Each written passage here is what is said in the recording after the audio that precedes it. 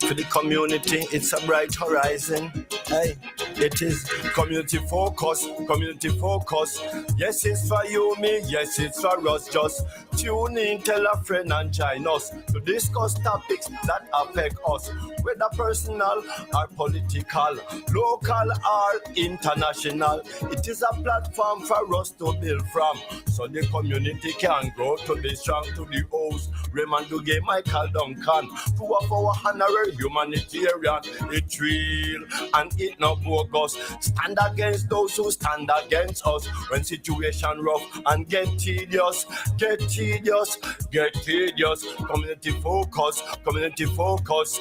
Community, yo, we have to adjust. Community focus, community focus. Ask the Almighty, Him will guide us. Community focus, community focus. Live up.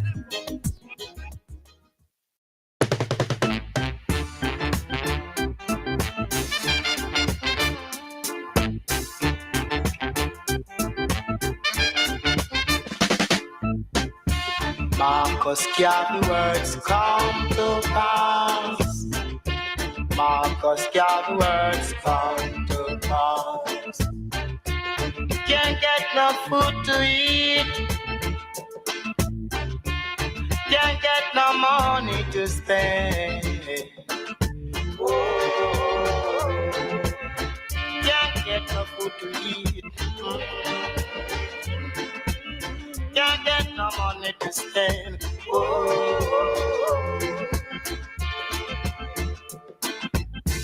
Come, little one, oh, let me do what I can for you. And you, hello. Come, little one, come. Oh, let me do what I can for you and you alone. Oh,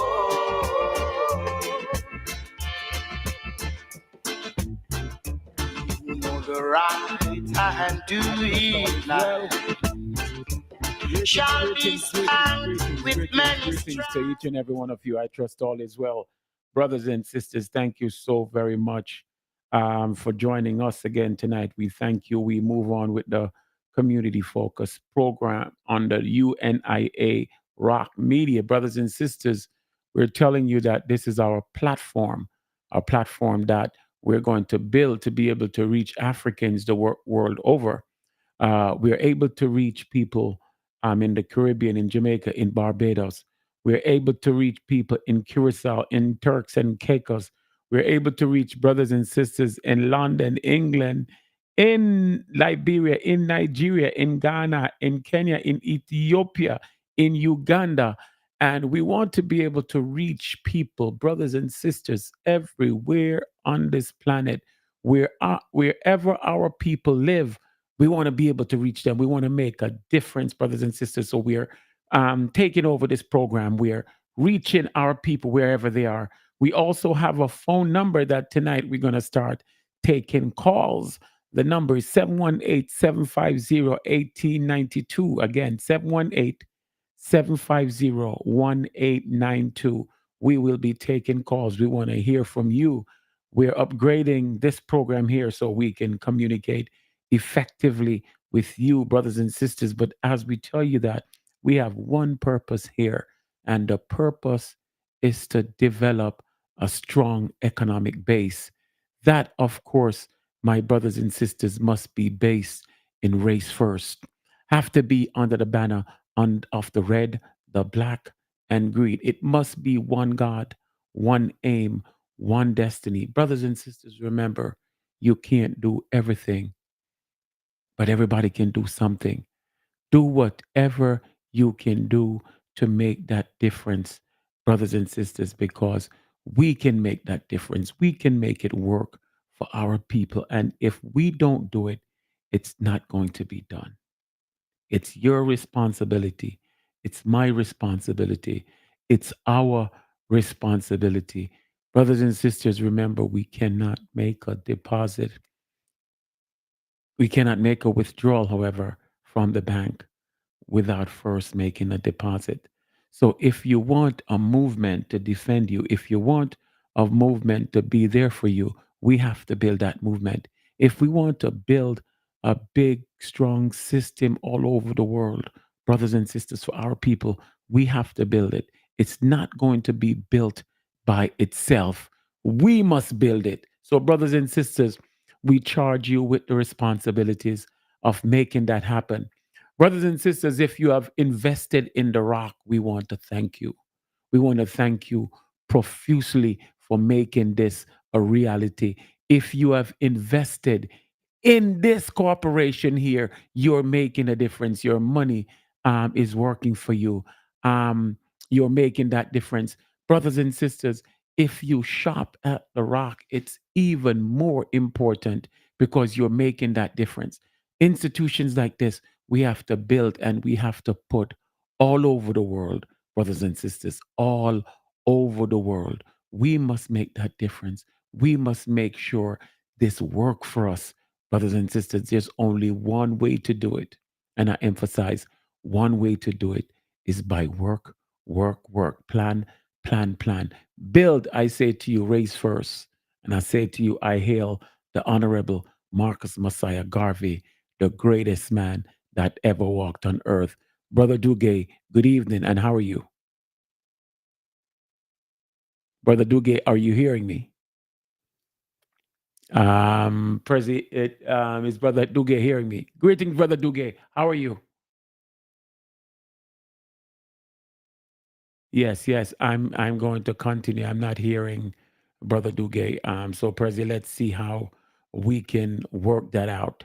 Um, I, at this time, I want to give a shout out to Michael Manley. Michael Manley, Earth Day was on December 10th, and we want to thank the ancestors for sending such a good brother in the form. Yes, you hearing me now, Brother Duguay? Yes, can you hear me? Yes, I'm hearing you now. Yeah, I'm hearing you now. Okay, Very good. good. Hold on. Guest, can you say hi? Good evening. Can you hear him, President General, my guest? Yeah, yes. Good evening. Good evening. It's Gene, your good friend I can from see that. Gene, how are Wanamed. you? President General, yes, how are you? Yes, yes, yes. Pretty good. Pretty good. Pretty good. Thank you, brother, for coming on. Okay, continue. You were giving a shout out to the Honorable Michael Manley. Yesterday was his birthday. Go ahead, sir. Yes, we have to push along with the Honorable Michael Manley, who has done so much for our people, not only in Jamaica, but the work he did with those countries in Southern Africa, in Africa, but in general. We see so many countries, Brother Raymond, who they accept the Jamaican passport, Oh, yes. and that was based on the relationships created by Michael Manley. Michael Manley actually put together most of the programs that Marcus Garvey spoke about. In the government, he had a rough time dealing with the powers that be, but he ensured that certain basic things were put into place for poor people. And I can say that some of the things that he did was to make sure he got money and gave money to the farmers so the farmers could farm and make a difference. He um, helped to bring in the Cuban school, more teachers, more doctors for our people. He brought in a school for the elders, people who were not able to go to school as children, as adults. They were able to go to school, and just so many other more social program for women in Jamaica, just for everybody. So the role that Michael Manley played is truly that of a messenger sent by our ancestors to do the work. And he was not fearful in speaking up for our rights and making sure that our rights were preserved. And he served us well. Absolutely. There's a book that he wrote called Jamaica, A Struggle in the Periphery. Let me tell you, that was one of the, well, it's well written, but it gave me an insight to how he thought and you know, you mentioned Marcus Garvey. Now that you mentioned that, I can remember reading the book and so many things in the book. I mean, he's another plagiarizer of Mr. Garvey. I mean, so many things he said, so many things I remember reading in the book that now I know where he get that. I know where he got that from. So we give all praise and honor and respect to Michael Manley. Excellent, excellent African, and he did his job. And but if you ever, for our listeners and our viewers, if you ever get a chance, go pick up the book, Jamaica, A Struggle in the Periphery. He outlines all the trials, tribulations, all the problems. And when he saw the guns coming in, he just, you know, he realized, wow, they're really after me. And you can see throughout the book, he comes to the realization, oh, you know, I thought this was a world where we can just be for ourselves, by ourselves. But no, that Jamaica, a struggle in periphery. And there's a chapter in about Angola and the Cuban soldiers. Wow. You know, that chapter in itself is worth the whole book. And then he talks about all the programs, especially the literacy program, the farmers, everything. You know, President General, now that I know so much more and having been and worked on Liberty Farm, I can relate back to what he was saying about how important it was for the farmers, for farming and agriculture. And he lays that out clearly. But you know, I read that book in 1983. You know, a lot of these things didn't make sense at the time, but now I looking back at it, wow, it was a primer on Garvey and Garveyism. So excellent. So that was December 10th.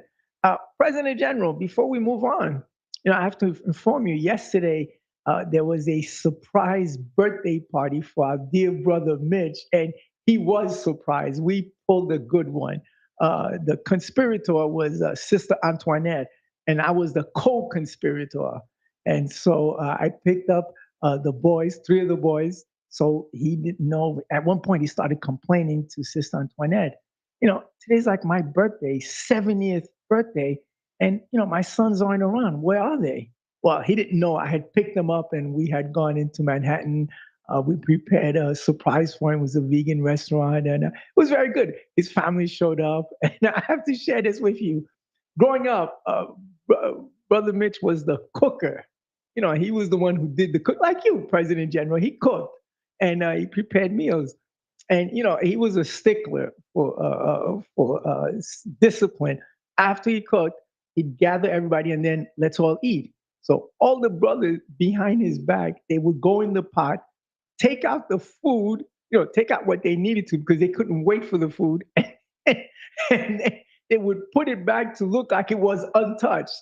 So all this was going on. Brother Mitch never knew this until last night when one of his brothers confessed. And then one of the other brothers said, "Why did you tell him? He would never know."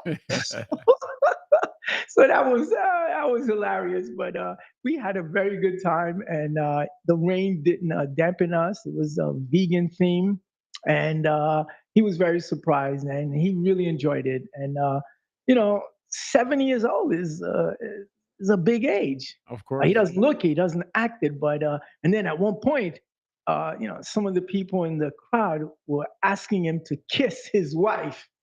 President General, I mean, he was hungrier than I was. Let's put it that way. I mean, he really enjoyed showing the affection towards Sister Antoinette, and everybody enjoyed it. It was absolutely beautiful. So to Brother Mitch, we say, job well done, happy Earth strong. And today, President General, is Brother Sam White's Earth Day too. Yes. So Sam was at the surprise party, and so we celebrated both their birthdays. So a lot of things happening in December.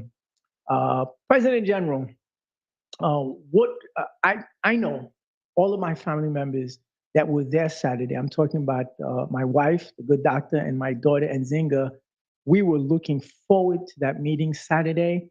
Our whole day was planned to get to the Rock, to share with you, see you, and listen to you. What were your thoughts on the meeting, on the welcoming back on Saturday? Go right ahead. Well, first and foremost, it was just an honor to see everybody again and to be in the same room. One thing I miss about here is family and the camaraderie we have. That's one of the only thing I miss where it's when I'm not here, because Africa is where I want to be. However, you miss the good folks who you work with, the folks who you love, and the folks who are making a difference. So seeing everyone was just great. It was nice to see the young people, Zinga and but then Jonathan as well. I hadn't seen Zinga in a while, just with Jonathan either. So I really treasured having the attention of each and every one of you, communicating, speaking about the situations. Just a wonderful evening. Hmm. And so, independent of the election results in Liberia, we're going forward. Yeah. We're continuing. In fact, we're going in February. Especially people like me, we're going to go pick up our citizenship. So we're looking forward to it. Anyway, for those who have not made your payments, $2,000 were due November 30th, and another 2,000 is due December 20th, and the last balance is due January 15th. Please call me 718-570-7350. Again, 718-570-7350. You don't want to miss out on Africa. I mean, I'm there twice a year at least. In fact, President General, do you realize in 2023, I was in Africa 4 different times? Ah, 4 different times. That's correct. And so, well, you kind of live in Africa. So yeah. with you, it's the other way around. You're in America 4 different times. You actually live in Africa, right? Of course, of course. Yeah. So, and I'll be in Africa again in February and as often as possible. Okay.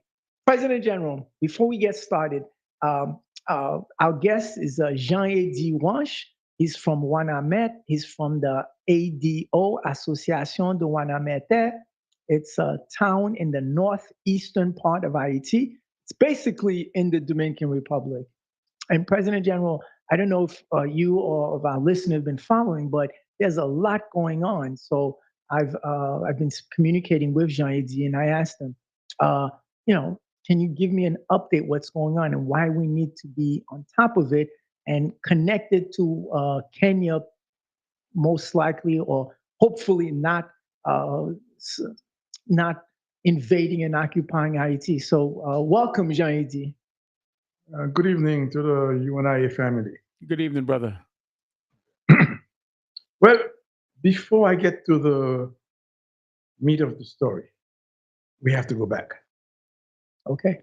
way back. Not as far back as Jesus Christ, but as far back as Columbus. Okay? Uh, when Columbus discovered, He discovered? well, for the language that we know, Okay. okay, discovered America. He named the island Hispaniola. Spain had total control over the island. The French came and moved them over to the eastern 2/3 of the country. The French took the western 1/3, Spanish took the eastern 2/3. Now, the eastern 2/3 became the Dominican Republic, and the other side became Haiti. Haiti is a Indian word that means mountainous. So Haiti is very mountainous. The Dominican side is very flat. Now, to move things fast, after the Haitian Revolution in 1804, the French, lots of them moved over to the Dominican Republic, where they planned coming back and retaking Haiti. But the newly run ex-slave government could not allow that. So they built forts, they made lots of preparation in case the French came back. But one thing they did was they invaded the Dominican Republic and occupied it, which didn't sit well with the white-run Dominicans on the other side. Guess what I would have done if I had invaded and occupied Dominican Republic? Right. I would have killed all the whites, get them out, keep the whole island. Okay.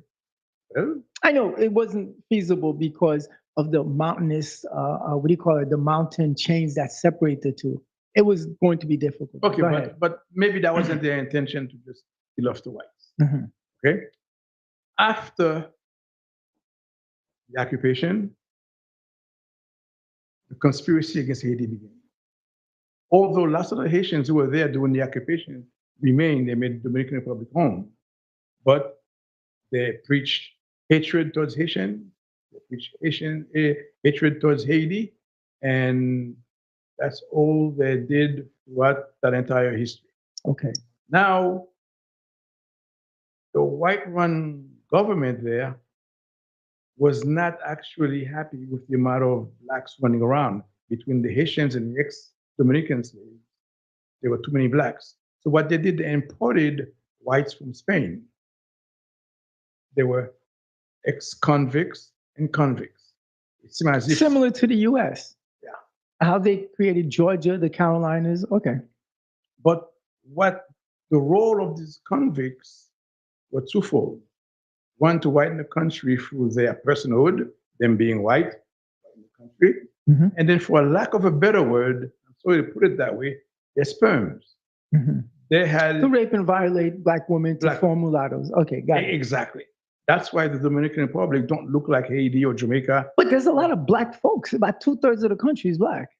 And I mean, real black. and 1/3 of Dominicans have Haitian ancestry. Right. Okay, so although they weren't comfortable, they still weren't comfortable. So what they did, they told all Dominicans they're white because they didn't want the same thing that happened to Haiti happen in the Dominican Republic, like them being overflowed by.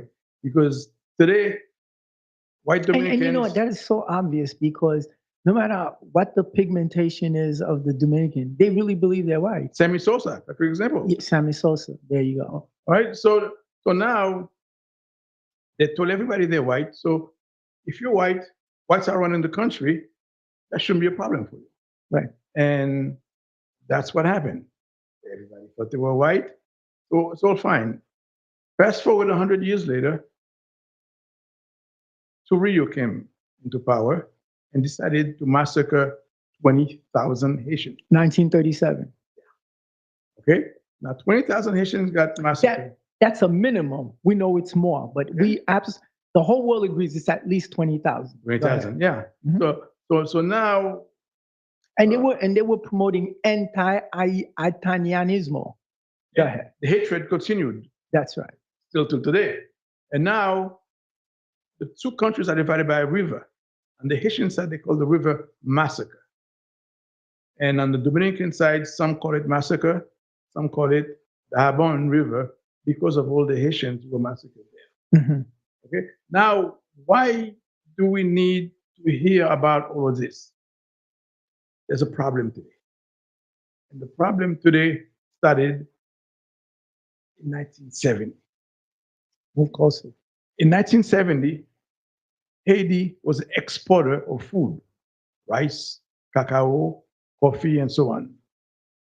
Because of either bad luck, bad governance, corrupt government, corrupt people, and whatever else can go wrong went wrong, floods, the farmers began to leave the farms and move into the cities.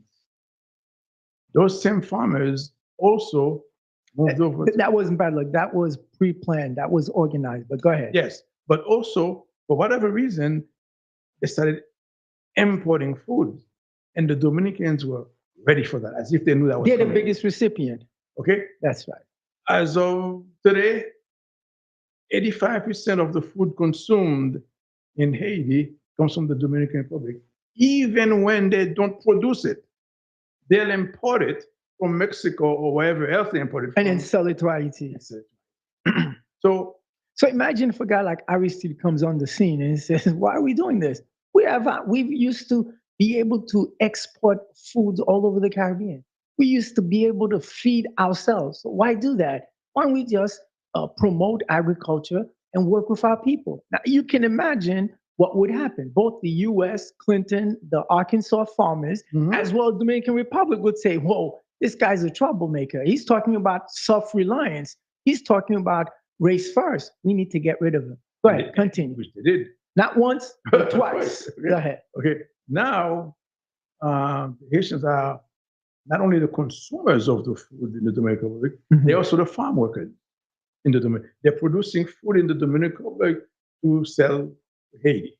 Mhm. And the two countries have equal population, 11 million people each. So, Hey, but actually, not only that, but about the same number of black people. Actually, outside of Africa, the place that has the largest number of black people is Brazil. mhm, After Brazil is United States of America. After United States of America, it's Haiti and the Dominican Republic and Colombia, like 3, 4, and 5. Mhm. Not too much difference. mhm. I mean, you'd be surprised, but go ahead. Okay, so now the food is being produced, but remember, which means their fortunes have doubled. That's right. Okay, Because Now- they've got a guaranteed market, yes. always. Okay, And the more unstable, the more disorganized, the more corrupt, the more reste avec the Haitian government, so-called government is, the better it is for Dominican Republic. mhm. Continue. Because things are going so well with them through the Haitian market, they manage to grow the country. They are building resorts, and they are on the eastern side in an area called Punta Cana. Mhm. They're building practically an entire city, an entire country. And who are these laborers that are building all these things? They're the Haitians. The Haitians, who are not even recognized as citizens. Mhm. They work for next to nothing. But go Mhm. ahead.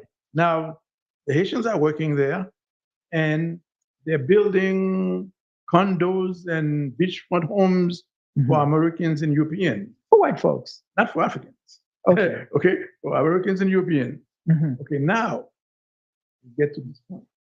Haitians have been disrespected, humiliated. Insulted, Yeah. exploited, and degraded. Go ahead. Okay, so they decided. This sounds like black people all over the planet. Okay, yes. No difference. Go ahead. But now they decided, okay, we can go back home.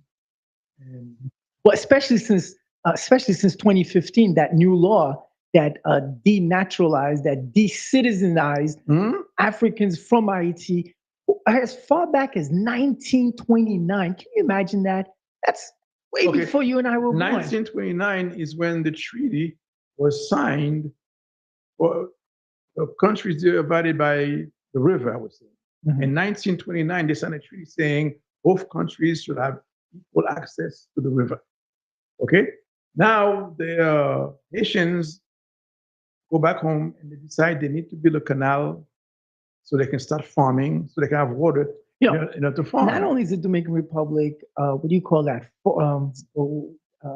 Deporting Africans from Haiti back to Haiti. Mhm. What's happened is a lot of the Africans from Haiti are saying, "I don't need to stay here. Let me leave. They're Let me go. self-deporting. Let me self-deport. Let me go back home." And where they're going back home is through Guaname, because Mhm. Guaname is like the closest town in Haiti next to the Dominican Republic. Correct? In fact, the Habon, and what I meant, call themselves sister cities. Some of the Dominicans, And you need to let our listeners know you're from Guaname. yes. Okay. So the people on the Dominican side are not that anti the Haitians, but the government. Of course. Okay. Now, the president of the Dominican Republic called Abinader put his foot down. Jolan, in a sense, says, no, you cannot build a canal. And why were the Africans from Haiti and Guaname building the canal? Because they need to grow food, They need water. water. And the water, the Dominican Republic controls that, even though most of the water is on the Haitian side. So the Africans decided, you know what, we need irrigation, we Mhm. need water. Mhm. Why don't we build the canal? But who is building the canal? Okay. The canal was being built by a bunch of poor farmers with picks Right, and but not the shovels. government. They're doing this on their own. On their own, yeah. Where are they getting the funding from? Where are they getting the encouragement? Okay. Well, they got the encouragement. Now, since the government is impotent. But there's no government. Okay, right. It's nothing. For those you follow, since Jovenel Moise was killed and he was illegal to begin with, there's nothing going on. It's a real slave puppet state. But go Mhm. ahead. So now the diaspora got involved because Abinader said he would stop selling food to the Haitians. He wanted to starve them. Gene, when you say the diaspora, you mean the Haitians in America? the Haitians around the world. Around the world. Mostly in Yeah. America, but Yeah. yes, go ahead. No, Gene, Yes, tell the President General how much money the Africans from IET send into IET every year. 50% of the Haitian GDP depends on the diaspora. Can you believe that? The Yeah. President General, the GDP of IET is $8 billion. $4 billion comes from diaspora, people living outside. Now, that $4 billion, $3 billion comes from the eastern seacoast of the United States. We're talking Boston, New York, Miami, those major cities. And the other billion comes, let's say, from Europe and other places. But we're talking these are all Africans, whose roots are from IET. So half of the GDP in IET comes from outside of IET. Continue. Now, So, Gene, let me What- ask you a question. uh-huh. If for 2 weeks, the diaspora stopped sending money into IET, what would happen? there wouldn't be a country. It would collapse. Yeah. We control it. 2 weeks, we can force everything, but go ahead. Okay. Now, the fact that Abinader says he's gonna close his border, and the people have a slogan: the canal will not stop. They continue to build the canal because now they have a source of income. Now they have people financing it. Okay. After about a month, the people on the Dominican side, they were the ones starving. Okay, because remember, Talk about eggs. yes, they were depending. Now, when they couldn't sell their eggs, Abinader said, "We'll find you a new market." They find 5 countries who's willing to buy eggs from them. Okay, Cuba, Aruba, Saint Martin, Guyana, and forgot the other one. Mexico, I think. I'm not sure. No, not okay. Mexico. Not Mexico. Okay. And Curacao. yes, okay. In 3.5 weeks, those countries purchased 1.3 million eggs in 3.5 weeks. Okay. That sounds very good. Right. But Haiti was buying 1.5 million eggs a day. Per day. Yes. President General, can you believe that? 1.5 million eggs to 5 different countries in 3 weeks. Yeah. IET was buying 1.5 million eggs from the Dominican Republic per day. Now, the Dominican egg producers said that they weren't aware if the Haitians were buying so much eggs. Why? Because they didn't care about the Haitians. The Haitians are invisible to them. So they didn't understand who their market was, which is ignorant in their part. But by the way, we're talking all Black people here. I mean, 2/3 of the Dominican Republic are Black. I mean, real Black, not phony mulatto Black. We're talking about real Bantu, dark-skinned Black, melanated but Black don't people. forget that those 2/3 are not running the country either. Okay? They're True, not running the country, but they're just No, but they maybe the have to know middleman. what they look like. I mean, these are all Black people. Even if the 1/3 is all white and they're hating, attacking Africans from IET, that's not enough for this to continue. But I There think must be a self-hatred component where dark-skinned Black melanated people on the other side realize, oh, I have to hate my brethren, thinking, that they're white, on the Dominican side, and that these are not my of brothers. course they're self-hatred people. Mhm. Let me explain to you. In the United States, where people are freer, Dominicans would come up to me and say, "Oh, my great-great-grandfather was Haitian." But he won't tell a Dominican that. He won't say that in the Dominican Republic. He'll say it to me in the United States. But he won't. Well, maybe he doesn't think you're Black. Maybe he thinks you're one of the One of these sellouts. white guys. Okay, go ahead. Okay. So the canal is continuing. But let's give a little history about this president himself. Abinader is not an original Dominican. His family came in from Lebanon in 1908. Oh. So he himself need to prove to the Dominicans he's a better Dominican than the others, and he can do what others couldn't do. Got it. Now his border is closed. Now the people on his side are pressuring him to open the border.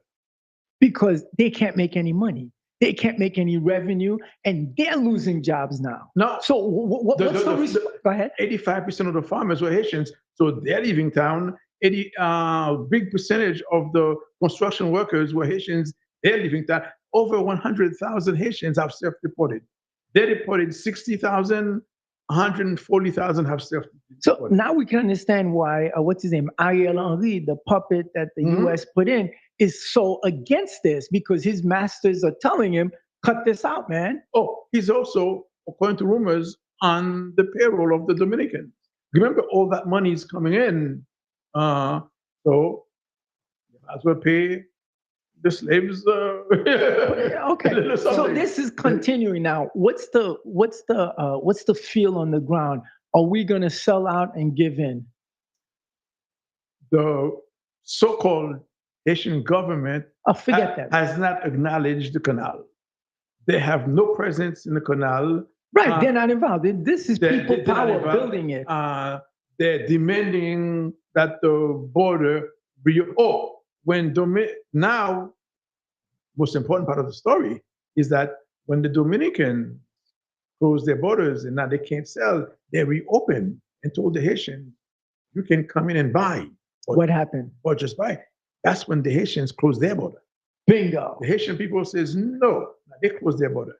Now Abinader is more furious, and so now they're paying Haitian gangs to force the border open. And well, one day that did happen, but the Haitians managed to reclose the border. The people rose up and had enough of that. Yes, and so this is the point where they're at now. The Haitian government is just standing there and watching what's going on. And well, they're illegitimate. They can't do anything. They don't represent anybody. But the canal is being built. So when this canal is built, we don't need Dominican Republic. That's what they're afraid of. Oh, of course. That's what they're afraid of. Okay. Now. So before you continue, what's ADO, Association de Wanamate, your organization? Okay. That I've supported and I will always support. What is their role and what's going on? Okay, our role is to make sure that money continue to flow into the canal. Building the canal. Okay. But there's one more thing I gotta say. The Dominican Republic refused to sell things to Haiti, anything, electrical appliances, cement, but places like Mexico, Colombia, Panama is saying, hey, you guys are welcome. We want your business. Just think about it. After they overthrew Aristide and had them, they so-called returned him back to the country in 1994. People don't realize that what kept Aristide's government in place was all of the utilities were state-owned. Teleco, the cement factory, all of that, it was state-owned. So there was still revenue. So the government, even though it was in exile, could exist. That was one of the things Bill Clinton insisted that they sell off all of the utilities, that's what they call privatization. Cement. Cement was like growing up, you could always see cement everywhere because everybody's doing construction. There's no cement in Haiti. All the cement comes from Dominican Republic. And right now, the canal had run out of cement. Okay, Colombia had sent 82,000 bags of cement recently to sell to Haiti. Okay, that ran out. I mean, because of the construction of the canal, which is using a lot of cement, so cement is in big demand right now. Gene, I wanted to ask you, what once the canal is completed, what purpose will it serve for Haiti? Well, it would give the farmers an opportunity. That area don't have much water, irrigation, so they need to store the water on the Haitian side. And this is the main. The best part of the story right now also is that while Abinader, the Dominican president, is opposing the canal, the Dominicans have built 11 canals on the river. Okay? On their side. On their side, yeah, for irrigation. So one of ours is a big problem, but 11 of theirs is not. Wow, that's pure racism. Okay. Yeah. So hold on. Is that surprising?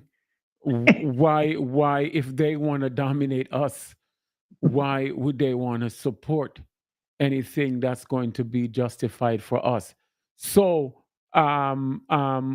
what's going to bring Haiti out of this predicament, apart from the water? Because the water will solve one one situation wherein the farmers are going to be able to farm. But what the diaspora doing about this, and how organized is the Haitian diaspora to make a difference at home and abroad? Here, we're in. We can truly speak and advocate for our Haitian brothers and sisters at home. How is the Haitian diaspora organization? Are they strong enough to make a difference?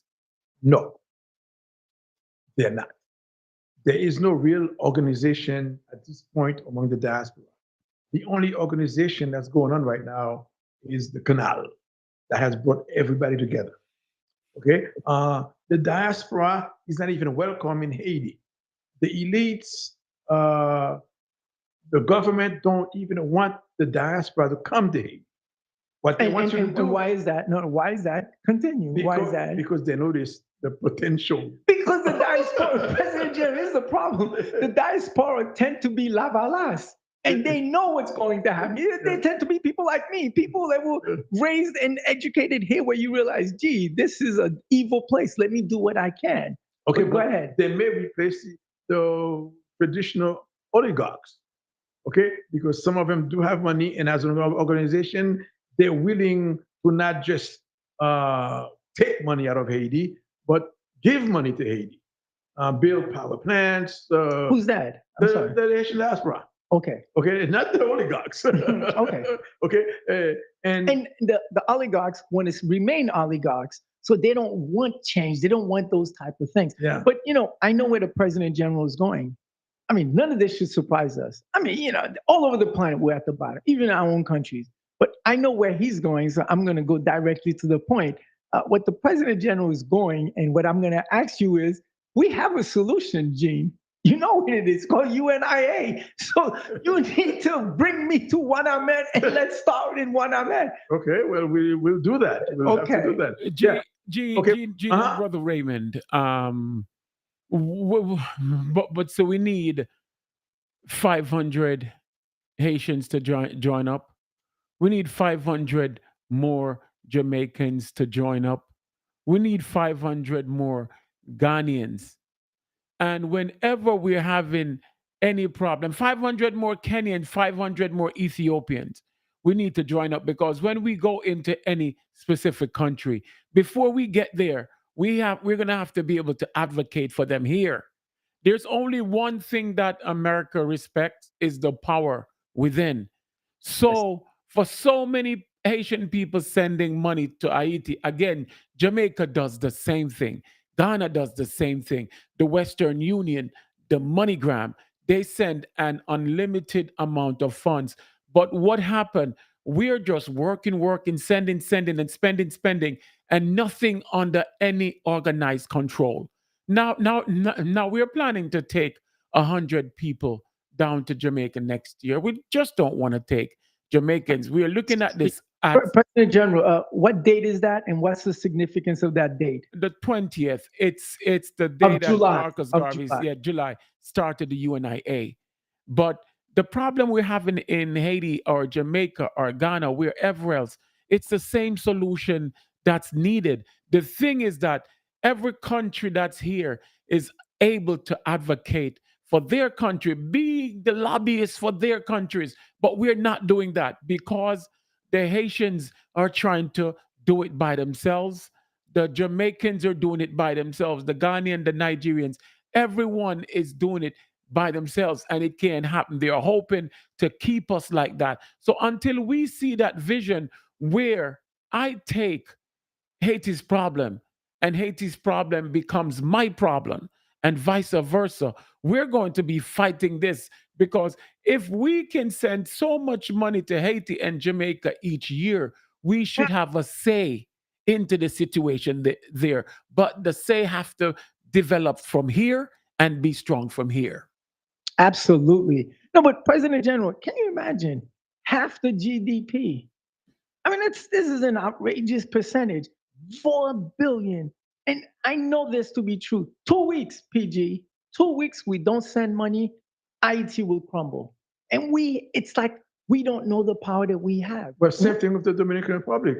After a month, those same racists who don't like Haitians are begging the Haitians to come back, but only to come back and as servants, to come back to serve them. You know, it's almost like the Montgomery boycotts. Montgomery bus boycotts.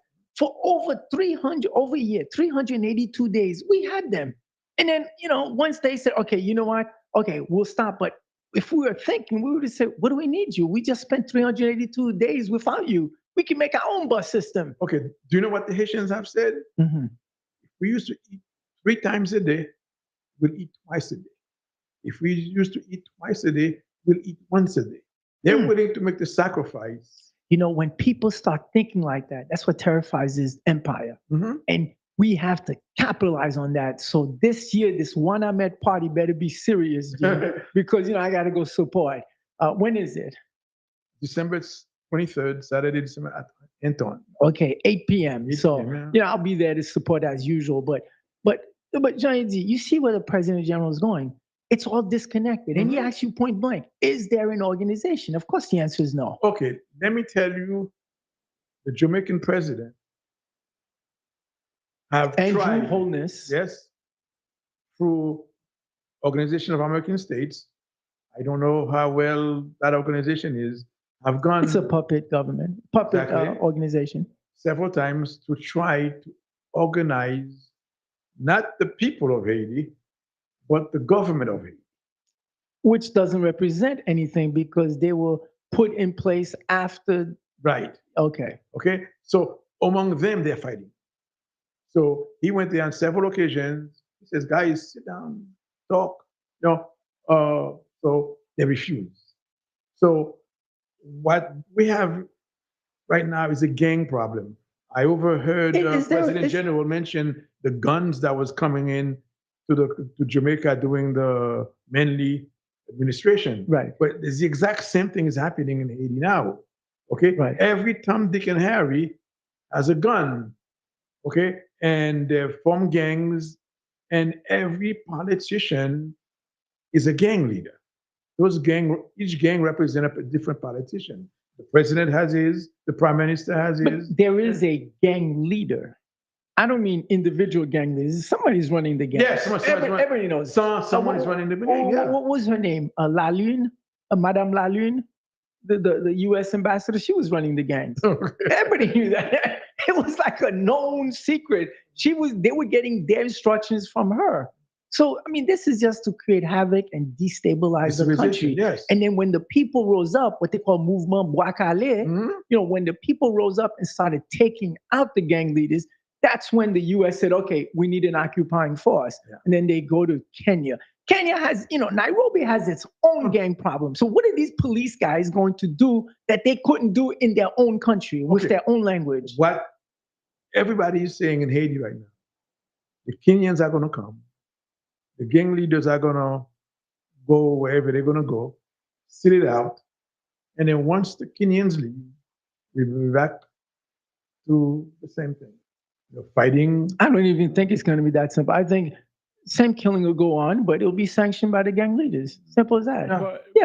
But anyway, okay, so let's wrap up, Gene. So this has been going on for how long now?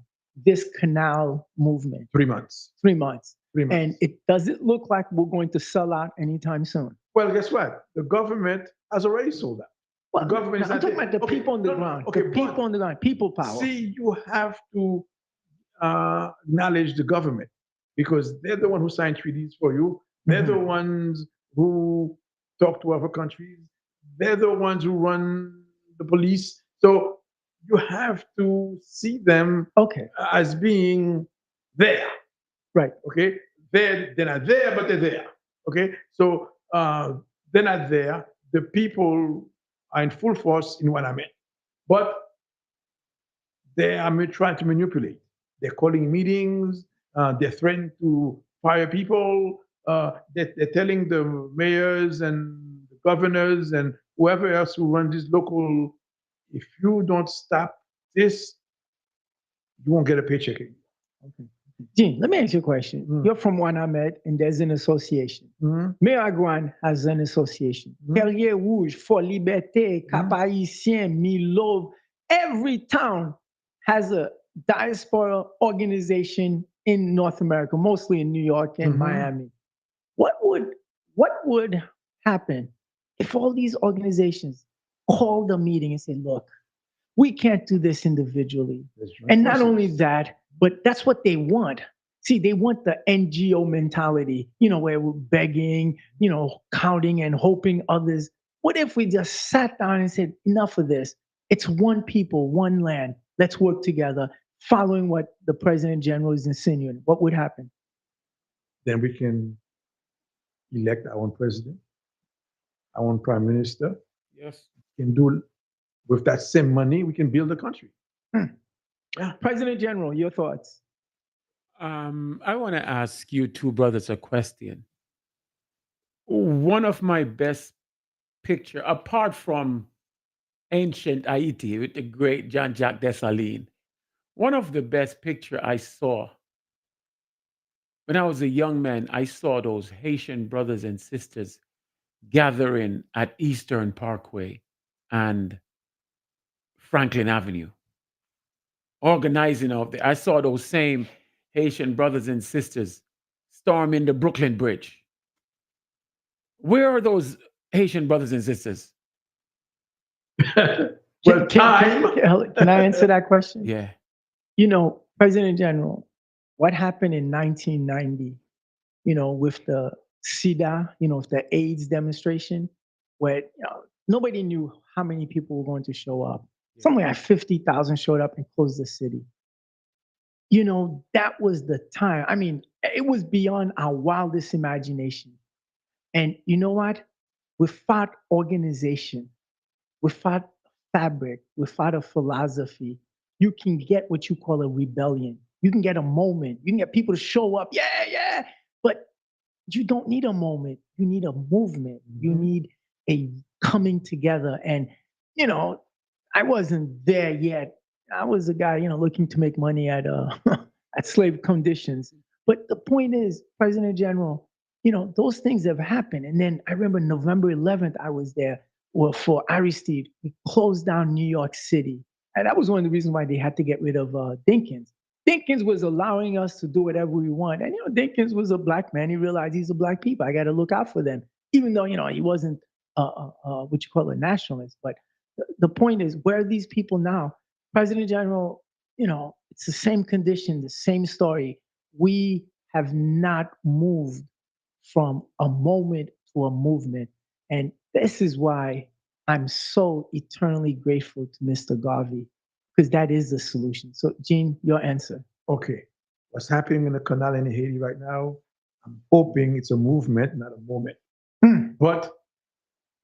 But the powers that be are not going to stand there and allow it to happen. That's what happened. But it's our job to make sure that it happens. So they're going to need support. And Jean-Edi, that means you and I have to go to Wanamed. Yes. I mean, I've never been to Wanamed. Okay. The woman who's running the organization down there for the canal, I need to speak with her because she seems to be very influential at this point. So there is one person running the event? No. As opposed to a whole, I thought it was just grassroots people power. Okay. There is, it started out as a grassroots people, but they needed support. Okay. And people came to join them, and they have a spokesperson, they have an organization, because somebody has to buy the cement. Somebody has to buy the wood. Somebody, so. And all of this is coming from diaspora? All of these funds. Wow. Yeah, like 95, 99. That's 100%. Yeah. Wow. It's coming from the diaspora. Because, by the way, there are some people who don't trust the organization of their money.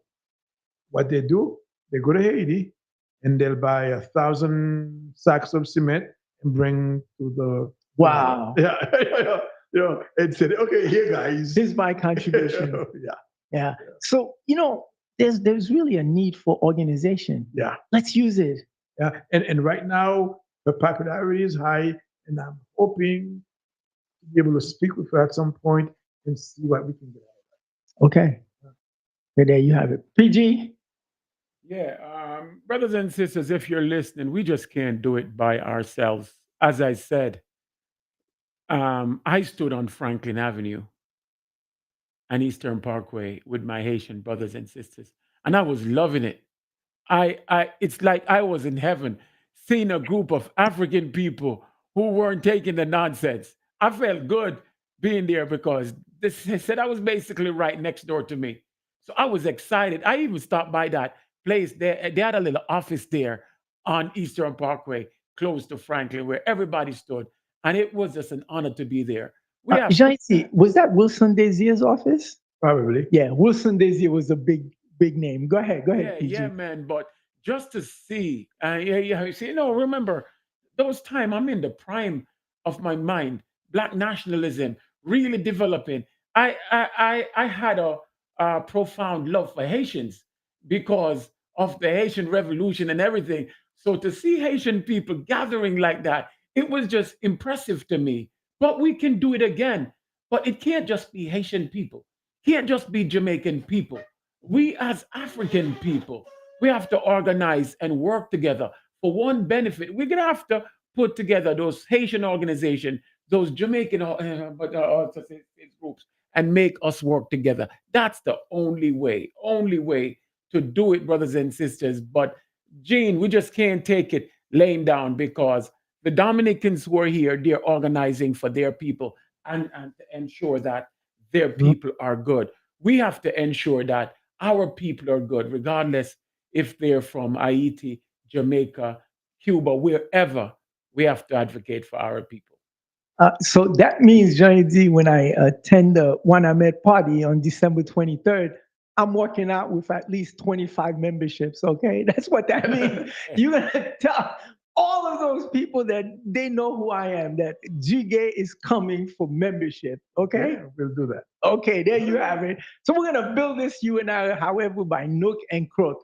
So Johnny D, your last statements. It's about that time. Well, the only thing I could say, let's keeping on. Okay, good.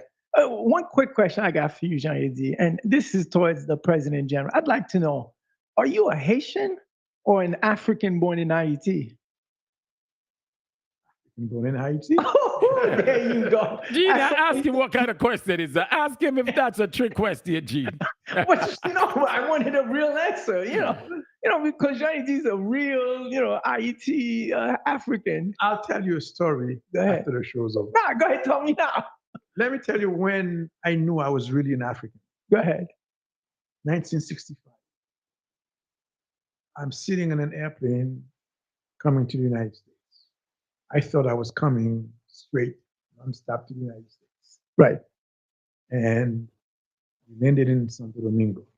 No way. From Ocap or from Port-au-Prince? From Port-au-Prince. From Port-au-Prince? You flew, but from Ocap, you had to get to Port-au-Prince. Yes, So from Port-au-Prince, you fly into Santo Domingo. But as a 10-year-old, I thought I was non-stop because my parents were going to be. So why are we here? And then I started to see all these white people. In 1965, there was mostly white people, white Dominicans coming to the United States. And there were more of them on the plane than Holy Haitians. Was that your first exposure to white people? Yeah, because... No, we had some white people in Ocap. What, one? No, we had it's the one. No, we had the priests, where the school, the Catholic schools, okay, and then the people who ran the electric plants. There was a few. Okay. So, but let me get it. In a black country like Haiti, having gained its independence the right way, you still have white folks running the show in Ocap in 1965. To a lesser degree, yes. Okay. They weren't the majority of the people. No, but it shouldn't have been there to begin with. But go ahead. But the schools, the Catholic school was definitely run by whites. By the whites. Okay. And there was a couple of us, like the power plant. Yeah. So I was disappointed at that time. Okay. And at that time, I didn't care about white, black, whatever. When I saw that, I'm saying, why are there more black people coming onto the closer? Wow.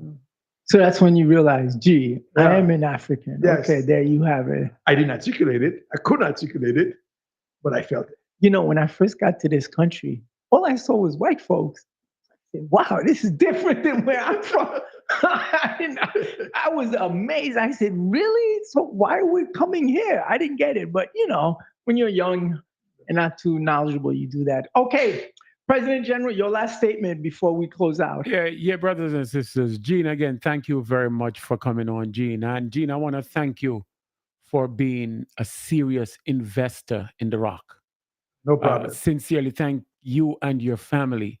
You know, when I ran for office, you and your family supported me profusely, you know, and but you're the only Haitian I've ever heard sing the song. I'm so special.